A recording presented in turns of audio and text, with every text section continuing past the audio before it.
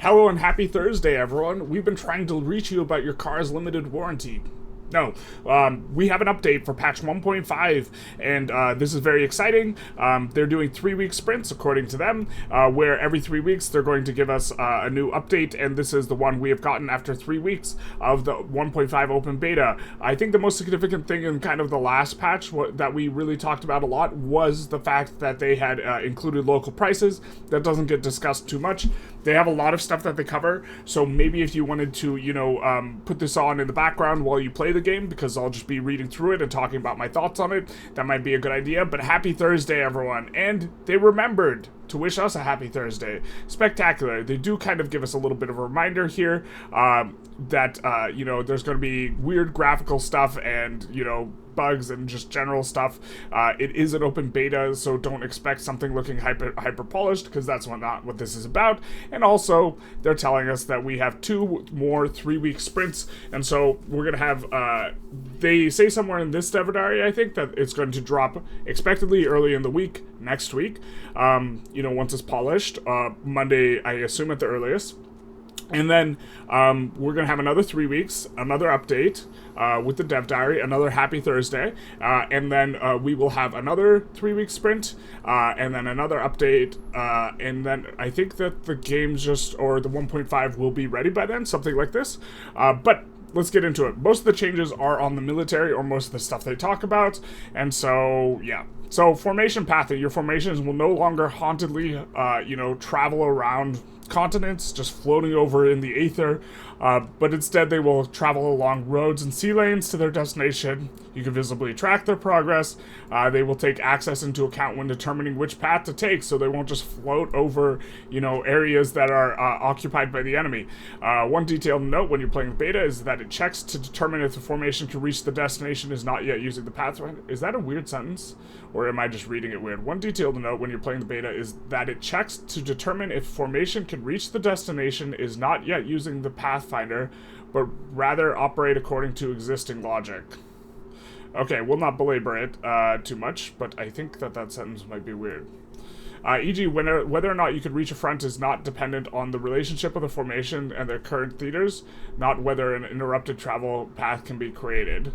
Okay, this can potentially lead to bugs, visual or gameplay, and we will use the logic updates, etc. Okay, so perfect. You see a travel network here where it's got all these squiggly lines across New York, and it will also show, by contrast, here's the travel at the game start before a lot of roads have been established prior to any railway upgrades.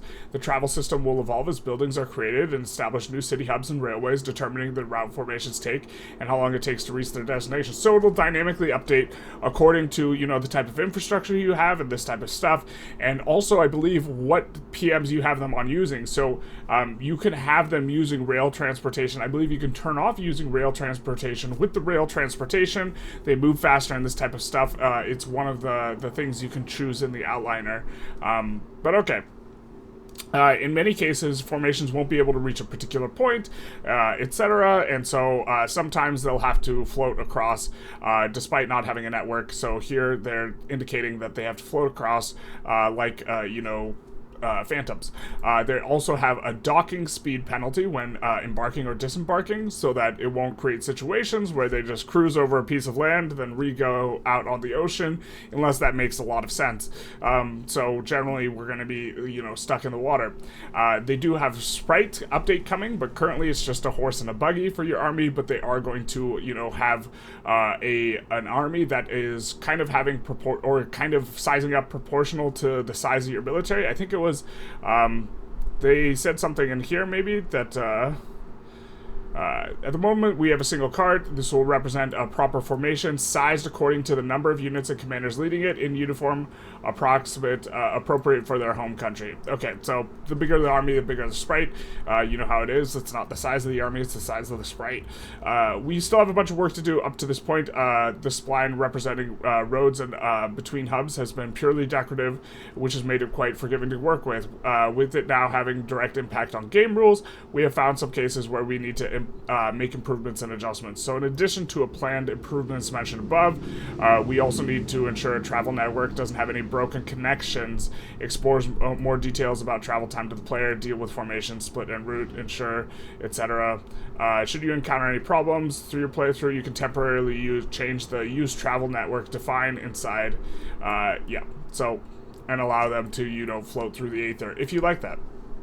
Okay, formation, command limit, organization, supply, and morale. And this is kind of a lot of stuff going on in one thing. And so, the command limit. Commanders don't have their own personal military force anymore, but what's going to happen is you're going to have a number of commanders per army or per formation, and they will contribute a command limit amount to that army, and so the command limit is the sum of all your commanders. The command limit of your commanders is summed up to provide a command limit for the whole formation. The number of units, if the number of units in your formation exceeds the command limit, the formation will regain organization slower, which is something we're going to talk about later, and the excess will impose a cap on the amount of an organization the formation can regain. Keep in mind, etc.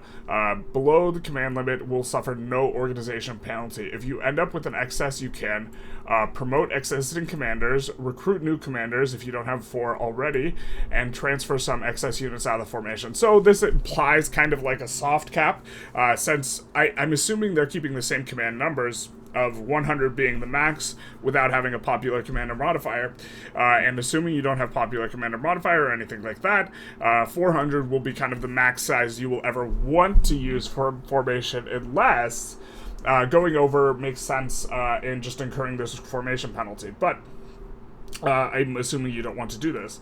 And so it will lower your organization. Now we get to talk about organization. What's that? When a formation is first created, it has an organization of 0. It builds up over time to cap, which is formed by command limit, with a 25% or as the minimum cap, so that you can't have so you can have a formation with no commander's command limit at all, although it's definitely not recommended if you care about your population. Yeah, yikes. But maybe you don't care. Maybe you just want to send them into the wood chipper, that is Prussia. Okay, so if organization is below 100, and its formation will be penalized based on how much is missing. So I'm assuming that this will be the floor of the penalty at 25% org, because that is the minimum cap. So but maybe it's at 0% and this is the minimum cap, and you can go below 25% org, and so maybe this is at 0, but an offensive reduction of 25%, a defense reduction of 10%, a morale recovery reduction of up to 100%. So if your org goes to 0, your entire army ought to collapse pretty quickly after a few battles, because they won't be able to recover morale, which will effectively just take them all out of combat. A recovery rate reduction, i.e. how many casualties recovers wounded versus killed in battle, of 50%. Which people will really die. One of the purposes of organization is having a sufficient command limit effectively command all the units in your formation. Another is that this means in future updates we can let you toggle certain mobilization options even when the mobilization army is mobilized. So currently you can't like turn on your machine guns or railroad transport once your army's already mobilized, but in here you would have to pay either organization or morale, and you would be able to swap over stuff. In practice, this means if you research a new tech during warfare and you want to equip your troops, you can do so even if they're at the front line, but you have to be smart about timing to ensure the new equipment doesn't cause disarray, etc. Here we see kind of organization, we see the placeholder icon. Formation with low organization will be less effective, and we do see, of course, this modifier that they mentioned before. Okay. Now we have an update to supply.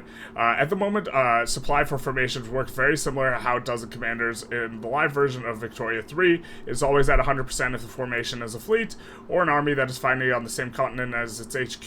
If it is overseas, armies supported by shipping lane, supply is equal to the shipping lane efficiency, which is affected by your convoy capacity and convoy rating, etc. You guys know kind of how it works in live. In future updates, we intended to impose impose a penalty from any input goods shortages suffered by the buildings supporting the units in the formation, and possibly some sort of fleet support capacity based on the size of the fleets stationed in an HQ. So this is pretty interesting.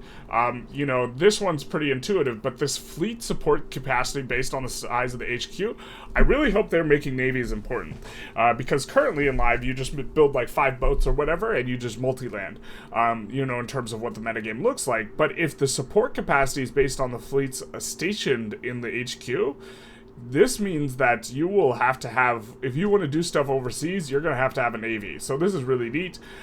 You know, you won't be able to just do like a one-ship landing and then just peace out. Insufficient supply has no direct impact on its own, but has a strong influence on unit morale. Available materials are assumed to be distributed across units to be able to fight in the next battle, and when supplies are unavailable, it will reduce the manpower that it can effectively contribute.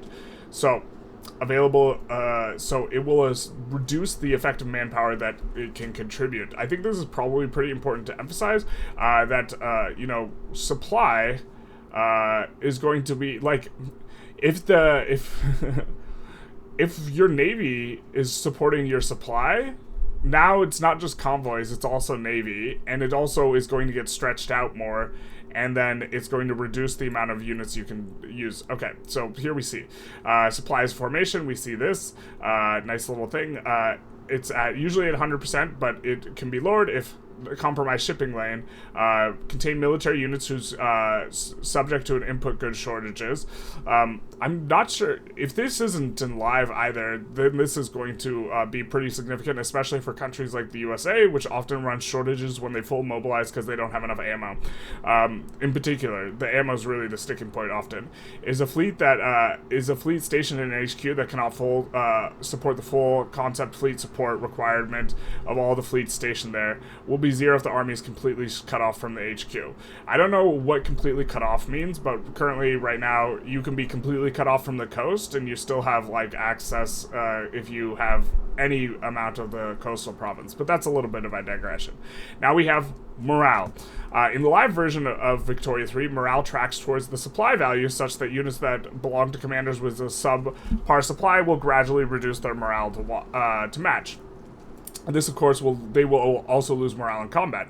In the new version, morale is instead always regained when the unit's not in combat, but if morale is currently above the supply value, it will be regained much slower. So you could still regain it all up, but it's going to be slower. Each combat unit tracks its morale based on comparison of demobilized manpower to total manpower. So a unit with 60% morale and 800 manpower will only have 480 manpower available to fight with.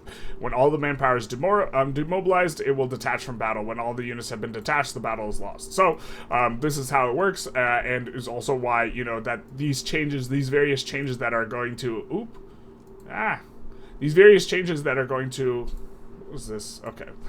These various changes that are, you know, going to be affecting morale as kind of like their end thing, you know, organization, the formation affects organization, which like, you know, is affecting morale recovery, supplies affecting morale. This is the end thing that is affected, and it effectively just takes your troops out of being able to do anything. And so implications, these 4 attributes will work together, you're telling me, so that you can always create formation compositions you like, and the first battle of the war tends to be fought at full efficiency. But your organization supply is lacking due to not having sufficient command limit, compromised shipping lanes, etc., or inefficient economy to support the composition. In the future, this is having the supply shortages. I thought that it already applied a penalty when you had a supply shortage, but this is going to really kneecap, you know, USAAI, which almost always will run. They usually go like bankrupt fairly often or fairly consistently because they have to play for plus 75 ammo, but now it's, yeah.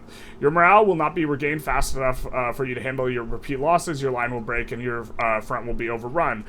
Keeping your armed forces with the right setup, with the right commanders in charge of the right troops, the right mobilization applied well ahead of time, and your economy and infrastructure doesn't collapse under the strain of mobilization factors mobilization will be important factors to consider when you prosecute your wars, especially because there are various mobilization factors that you add in now, and I'm thinking that the cost of mobilization on average when you start like fiddling with a lot of them is actually extremely high, and so if your economy causes you to stall out morale, you're gonna get clapped.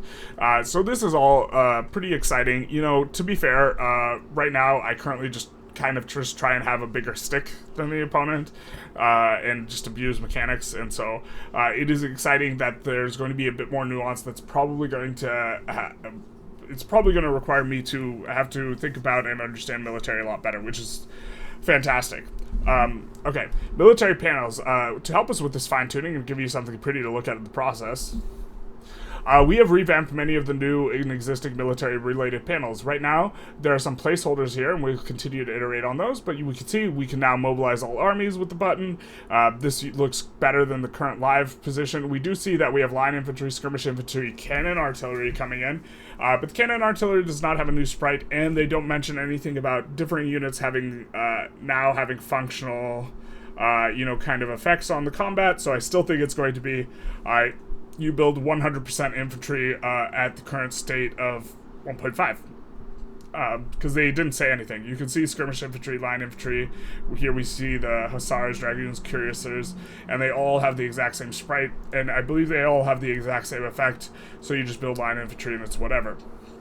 Okay, naval invasions. Currently in 1.5, in the beta, they're uber bugged. Now it seems like they are working somewhat correctly. One feature that was reworked in the initial open beta release, but launched in a very rough shape, was naval invasions. You're telling me they instant got in, but the army would have to sail from where they were all the way to the front that was got in on, so this would create situations where it would be literally impossible to win certain wars because it was impossible to land. We have continued working on this feature in the current sprint, but we still have more work to do. The way naval invasions will work in Update 1 is as follows. You can plan the naval invasion by selecting the naval invasion from the military Navy lens, selecting naval invasion from the Army or Fleet, selecting the state to invade, cool. Select the formations you want to be involved in the naval invasion. The Army no longer has to be demobilized. I repeat, the Army no longer has to be demobilized. This will make fighting wars in 1.5 so much easier, because it used to be the case that they had to be demobilized, so you would just have to demobilize armies with the anticipation of having to do a naval landing. And then here we have more. Both fleet and army will now travel towards the sea node off the shore of the invaded coastal state, and a pin will be used to indicate the naval invasion in the military lens. Once both formations have arrived, landing battles will commence. Garrisoned unmobilized armies will be defending the state, and the landing battles will capture occupation in the state according to normal rules if they win. And these normal rules will include a malice. And once the whole state has been captured, a front will be created and an army will be assigned to it. So it is no longer the case that you would just auto occupy an entire thing. The AI might be really bad at putting a garrisoned army, you know, on a front, but this might be, you know, the Navy also has to be there, and the Navy has to land support until, you know, they occupy the entire state here. So, I'm thinking that, so I don't think the naval combat's fixed yet, and I don't think that they can disrupt your navy here, but what I'm thinking is that this will kill the multi-landing meta, because if you land with just a single boat, and they start to do the landing battles, that boat will get clapped by any sort of patrolling fleet, and then this will immediately cancel the naval invasion. This is what I'm thinking, how I'm thinking it'll interact, which will be fantastic, because currently there's not much incentive to build navy for actual military purposes. You build navy for a combination of power projection, prestige, and also interests. And I think that obviously the first thing that Navy should be considered for should be military, not the secondary characteristics. And so this is exciting.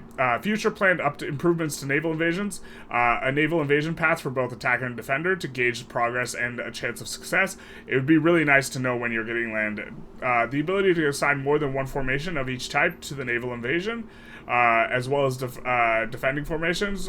So I'm still thinking it's going to be interesting to see if multi-landing is still effective in some way. Like if we're landing on, they have one HQ defender, right? One person defending the HQ. Can you land in 2 different states, and one of these occupies the army and the other gets in for free? Something like this. But okay, alerts and improved UX. Yeah, I like to know when I'm getting landed. Making fleets defending the coastline prevent landing battles until defeated. At the moment that the defending fleets won't prevent landing battles. Okay, so this is what I was kind of talking about earlier. This needs to be implemented in order to prevent, abuses. But right now, the naval combat apparently is not working still. So that's fine though.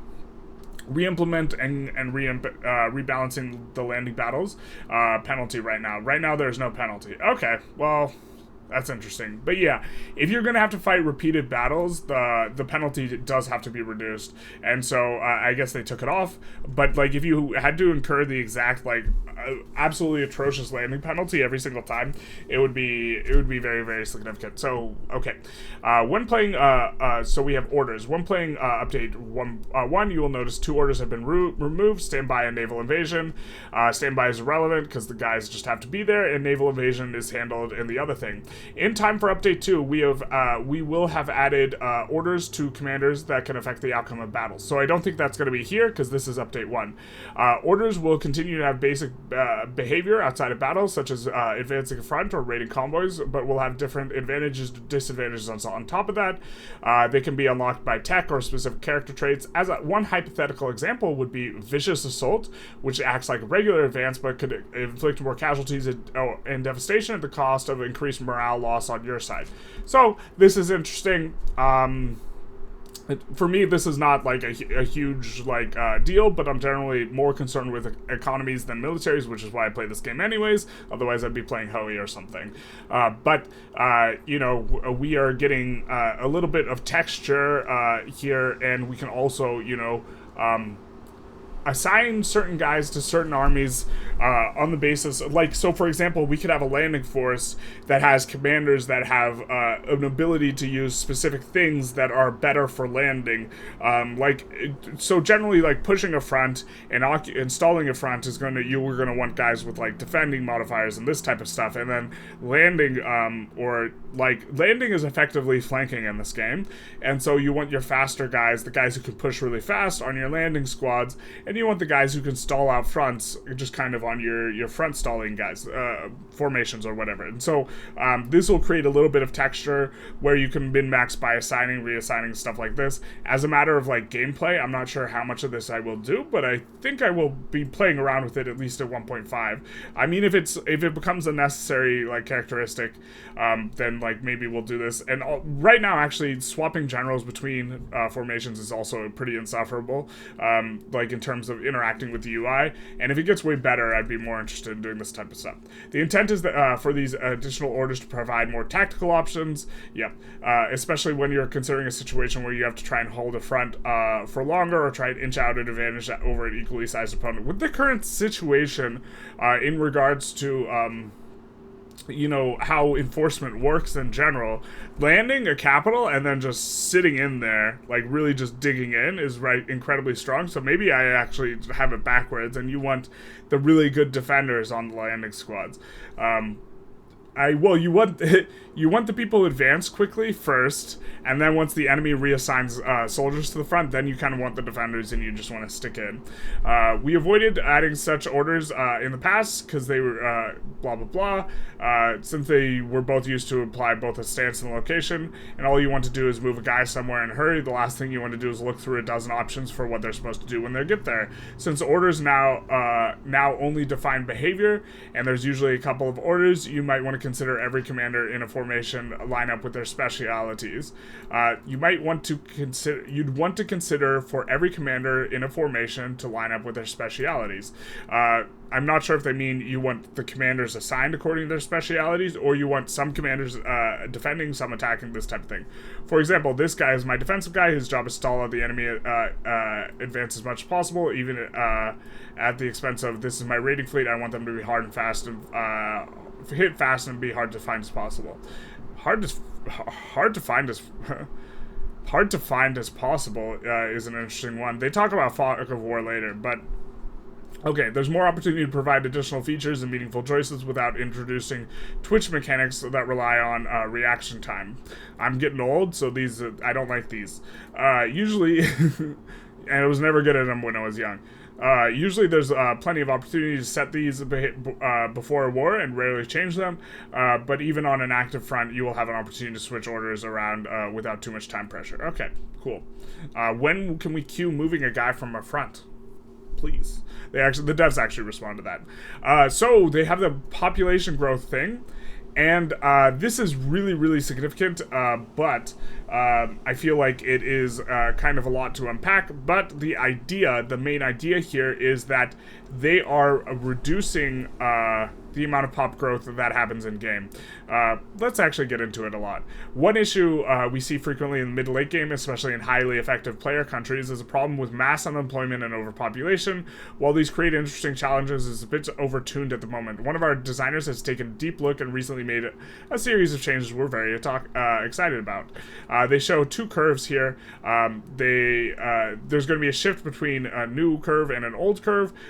You can see, maybe you can see, this is the new mortality, which is quite a bit higher than the old mortality, and the new pop growth, which is a bit lower than the old pop growth, although it's higher in a couple spots. And so here we see a higher shift in overall birth rate and mortality rate, but the lower difference between them will lead to a faster generational shift. Loyalists and radicals will decay faster and will adjust towards education access faster as well. Okay, that's nice. No annoying and immersion damaging local minimum mortality standard living at 20. Both birth rate and mortality now drops as expected with each level of SOL, while population growth peaks at around SOL 25. So this is pretty nice, and this will make it so that 25 SOL is the best for pop growth, up from 20. Population's replacement effect, equal birth rate and mortality, are now achieved at SOL 50, reflecting how most rich nations' increased population come from immigration and not natural growth in the native population. Okay, fair, fine enough. Here we could see a chart with the differences in these values, and this is not minus 17% pop. This is the old SOL range, the new SOL range, and the difference here. And so you see in SOL bands of basically anything under 25, it's going to significantly reduce the pop growth. There's still going to be growth occurring in these bands, but it's going to be greatly diminished. And then at 25, to 40, it's going to be it's going to be slightly increased, and then super, super diminished, with it basically stopping here at 51. And then here we have total, which is not necessarily, I don't think this is reflective of how much you can expect to see. For example, if most of your pops are in this band of 11 to 20, you can expect mainly around a 37% decrease, but we have total down here of a 45%. So this is decrease from current pop growth. We compare pop growth from old curves to new ones, etc. And they show that, let's see, we have pop growth progressive, and then which ones are dotted? Old is dotted, so you can see that there is quite a bit less pop growth overall. Although conservative is going to be better now, and so especially in the upper ranges, the pop growth is not as good. But okay, let's continue on. Main takeaway is that modifiers are now stronger than before due to higher base mortality and birth rate, particularly for more conservative playthroughs. So this is a pretty significant buff. So let's continue. We have added a new modifier which progressively depresses population growth up to a cap in states with unemployment. This counteracts continued population growth if you're dealing with unemployment already. So you will get reduced,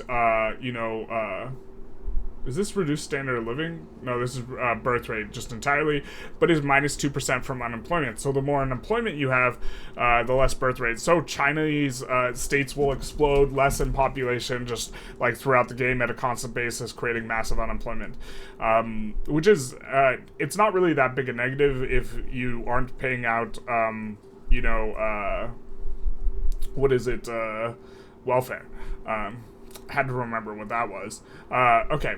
Finally, we have made the number of urban centers produced by urbanization increase by tech, providing more employment opportunities for highly urbanized states in the mid to late game. Sure, these are likely to be low-paying services jobs, especially with services being hyper-local 1.5. So if you want your pops to really benefit from them, you'll need to provide other well-paying jobs and good access to standard livings to improve lives of surface workers. Fail to do this, you get ghettoization of your overpopulated states, but a job is a job, right?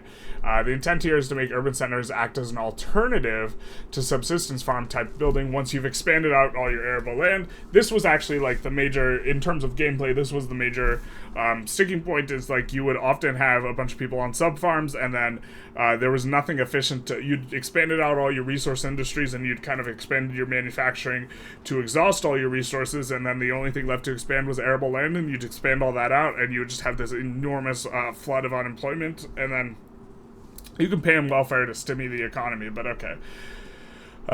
Some of the preliminary implications and changes changes in 1903. The control column is without the changes. We can see that a dramatic drop in unemployed population of almost 50%. Of course, we're also seeing a slight decline in GDP due to decreased consumption by the relative lack of unemployed pops, most likely, but not at all to the point of declining SOL overall. In fact, the changes resulted in overall increase in SOL, especially in the lower strata. Most excitingly, for many of you, this change has resulted in 10% fewer pop objects, which translates directly to improved performance. So they are managing to find some, spots to rake back and improve performance, which is very exciting. But we do see,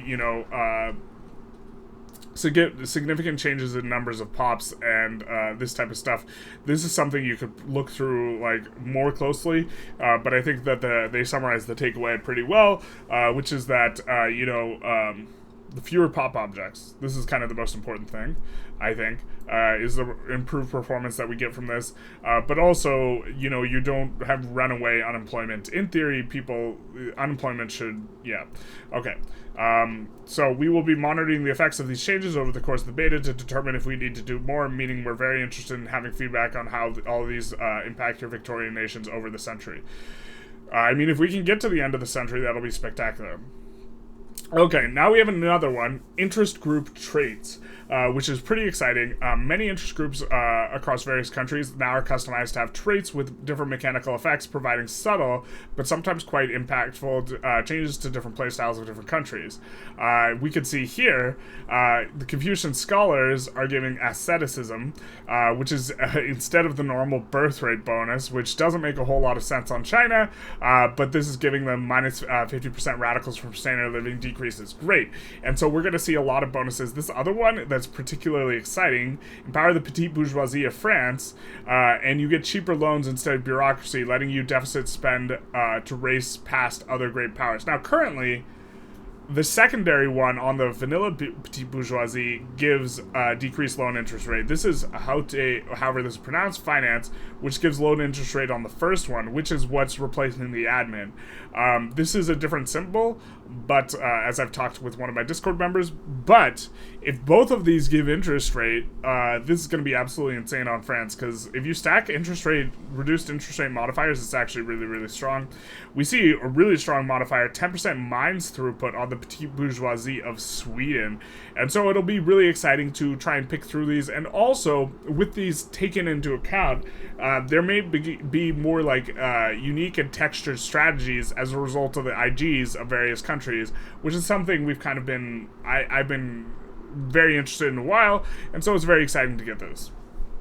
Okay, companies. They don't really give us too many examples, but over 100 new historic companies have been added, many of them with unique unlock conditions. We're also working on improved UI related to companies, etc., as well as other improvements, etc., to make them operate more as you'd expect them to under various circumstances, such as under different economic systems. We have big plans moving forward. There's a number of behaviors we'd like them to exhibit long run that we can't implement in 1.5.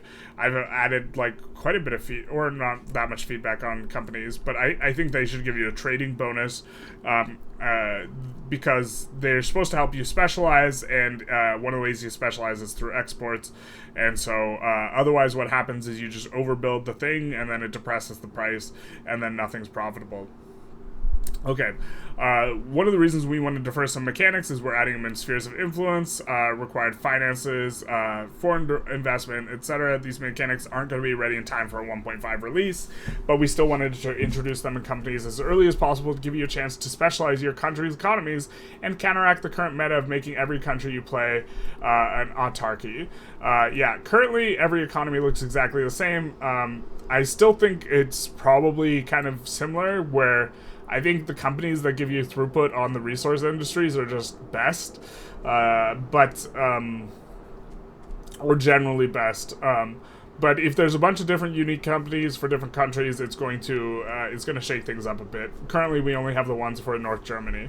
Okay, we've received a great deal of feedback, and there are more updates, etc. We see an example of some, American ones, which are not. There's nothing too exciting because it looks like these are just different names for what is functionally the same thing. The New York agriculture, rural folk approval, and all grains. I think this is in game currently, but it's just called something else. Fabrics on the cotton and the livestock. I'm not sure if this is the case in live patch, but this American Plantation Company, this is the same as current 1.5 in terms of it's the exact same bonus and exact same collection of industries. And so all of these I think are they're just like a name and logo, more so than something that's functionally different in terms of game. So okay, I'm stupid. Most generic companies available to everyone now have new logos and dynamic naming conventions. Yeah, that's what this is. Thank you. Okay, I'll be here all week. All right, the company is now accessible through the briefcase button instead of the other button. And okay, so that's kind of companies. They didn't really tease too much. They've just said they've added a bunch, 100 new historic companies with unique unlock conditions. Fair enough. Okay, we have imposed subjects on laws. You can now start forcing them to enact certain laws. It's probably a little buggy. They do say that they want a few more conditions, like giving them an option to say shove it or something like this, and UI improvements and this sort of thing. But this is pretty interesting. That you will be able to do this, and it will be pretty nice. If you can do this on people in your customs union, this can make going after them to protectorate them a little bit better, but I think they've actually dropped your ability to diplo protectorate, which we'll kind of talk about in a little bit. Building employment. Without going into too much detail on this one, they have made it so buildings employ more intelligently and don't fight over labor in an unintelligent way. It's kind of a little bit more technical, but they make it so that they kind of predict whether or not they're going to be profitable, and if they don't think they're going to be profitable, they won't hire up, and then once they become unprofitable, fire down. Currently, you see a hire up and a fire down, hire up, fire down in terms of gameplay mechanics. This is one of the changes. I think that's the one they talk about up here. And the second change is the logic with how buildings hire employees from each other. In the current version of the game, buildings that aren't fully employed and who can't find anyone willing to work, the wages will try and hire or snipe buildings from another state.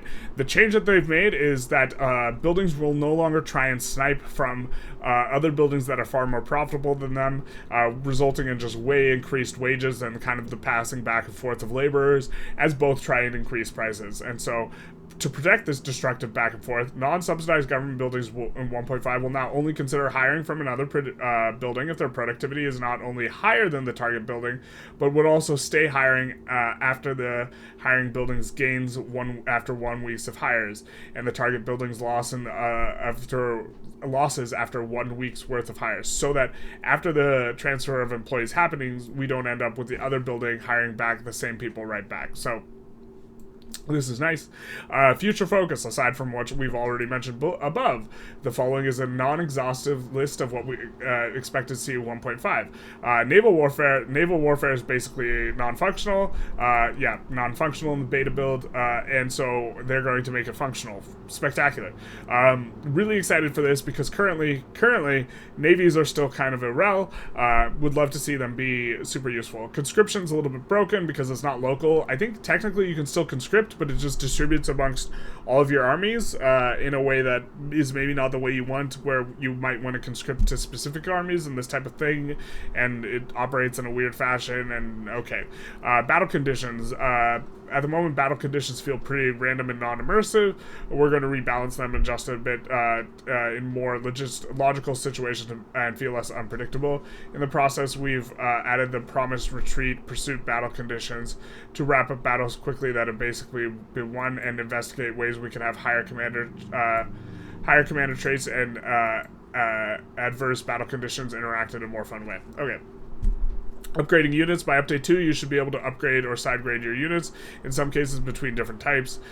So, like, I don't know, that'll be interesting. I don't know exactly if this means including artillery and cavalry, which is currently not in there, but sure. Balancing is going to be moving forward. They want to hear, in particular, we're very curious to hear about, and you can give feedback on their Discord. In particular, we're very curious to hear more about occupation costs, victory score, organizational penalties, mobilization options, and pop growth. These the impact from local prices and companies on the economy are also elements we'd love more input on. I've given a good amount of input on this stuff. We don't want any single meta to emerge, either economic or military gameplay, so let us know which combos and strategies you feel are too strong. Rice, I let you guys know, and there's nothing in here about Rice being nerfed, or what approaches work well but make you feel considerable, or what approaches ought to work well but you feel are currently too weak. AI, the AI uses new features that are in a way that's rudimentary. We want to get it at a competent level. This is unlikely to be complete before the release of 1.5, so enjoy this opportunity to take candies from babies. Yeah, we're probably going to try a Native American run on every single version of this to see if there's a consistent way to do it on this, but we'll see. Similar to the tutorial's also broken. They also discuss it. Performance. We have some tentative design changes we're investigating, particularly how migration and employment works, which on paper should help a lot with excessive pop numbers and late game lag, which is one of the big problems with the game right now. The 10% reduction in pop numbers from the growth adjustment should prove a big boost already, in addition to the absolute kneecapping of the overall economy sizes that they've implemented by increasing construction from 30 or on every building from either 33% or to up to like 77%. Increased price of buildings in terms of construction, and also MAPI, or the market access price indicator or impact modifier, just being universally negative and depressing economies. Companies stimulate economies though, but I don't think it offsets it. Since the number of pop objects in the game has a quadratic equation with tick speed, we can think we could squeeze out more on later dev diaries. Still implementing frontline graphics, etc. And they have other improvements and bug fixes. Now, there are a couple of big ones in here, and at least in the improvements section. The bug fixes section doesn't have anything that I thought was too standout-ish, but there are now explicit demands, plays, war goals for increasing or reducing the autonomy of a subject. The autonomy scale now goes from protectorate to dominion to puppet to tributary, and can be turned into puppets, vassals, while a personal union can be turned into a puppet, vassal, tributary if autonomy is increased. Diplomatic play, Wargle make puppet, has been changed to make protectorate. Diplomatic play, Wargle make vassal, has been changed into make tributary. Diplomatic play, a Wargle to make dominion was removed. My reading of this is that you now have to make someone a protectorate. It is now only possible to demand the annexation of a puppet or a vassal. My understanding of this is that you are now only able to make protectorates, and then you have to, once they're a protectorate, turn them into a dominion, and then turn them into a puppet, and then annex them. And so it's going to be significantly harder to, just pay less infamy, I guess, to try and do this, unless they make some sort of diplomatic way where they're going to accept this progression from protectorate to dominion to puppet, and eventual annexation, something like this. But this is interesting. Buildings evaluate wages more frequently. I think that this is not necessarily, this is kind of discussed in the other one. There was another one here that I thought was particularly interesting regarding IGs, but honors canal access. Nice. Okay, let's see. It might be in balance.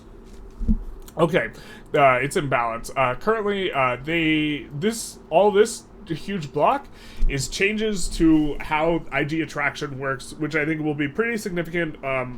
Or it might be significant. I actually don't know because they don't give us any numbers. But if it is significant, this might make strategies around certain IGs a little bit better. One of the reasons why Petite Bourgeoisie is not that good, and this is going to be, kind of this kind of block here. One of the reasons that Petite Bourgeoisie is not that good as an IG is it's really hard to get them powerful.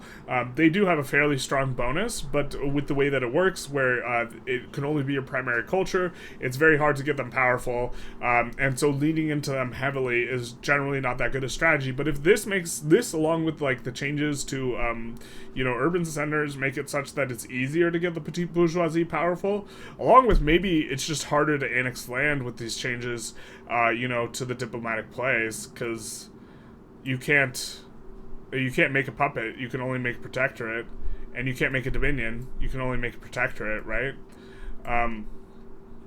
These changes might make it such that it's actually easier to get a Petite Bourgeoisie powerful, and so if you can do this, and also we saw a couple examples of Petite Bourgeoisie unique interest groups, and it might be the case that there are more Petite Bourgeoisie unique interest groups, but the loan interest rate on France, which if paired with a second loan interest rate modifier, is insane, because those modifiers get better the more of them you stack, or mine's throughput is tremendous. Mine's throughput is just absolutely tremendous. Like, look at them, just like, they take with one hand, they give with another. Sweden got nerfed in terms of local prices. The market access price impact modifier, or MAPI, negatively affects Sweden pretty severely because they don't have any land that has coal and iron and wood. But then, like, mine's throughput, I guess. Mine's throughput's a pretty strong modifier, so... but yeah, this is balance. AI is going to be smarter, this is kind of the overall summary here. If you're specifically very concerned with it, you can take a closer look. Interface, I didn't see anything that was absolutely insanely worth pointing out, but a lot of these are also just kind of going to be just updating a lot of the relatively hot looking stuff from 1.5 and modding. This is outside my purview. There's probably some interesting stuff in here, but this isn't for me. And bug fixes, I did not see anything significant in, and I didn't see a rice nerf. So I guess we're just gonna... I gave feedback on the rice. I thought the rice thing was actually just an oversight or a bug more than anything, and not seeing any update to the rice thing. I think we're going to live in the new rice world with the rice meta. For those of you who don't know, the rice building got its output, its input, and its labor all doubled, which if you look at it, it's like the building itself, once it's already constructed, is really no better than just having 2 rice farms. But that's very much exactly the point, because it takes exactly the same construction as a rice farm, so or as any other thing. So it's effectively 2 buildings for the price of 1, and it's also more slot efficient on the arable land because it still only takes 1 slot. And so these 2 things combined is a little bit nuts, but that's all for this week. We hope you have fun with Open Beta Update 1 and look forward to hearing what you have to say about it on Discord. We will return in 3 weeks, ominous, with more details on Update 2 until then. So I hope you guys enjoyed. If you have any thoughts on the patches, or you felt that I missed anything when kind of skimming over kind of the more tedious sections, feel free to let me know. Feel free to like, comment, subscribe, do the YouTube algorithm stuff, and other than that, have a good spreadsheet.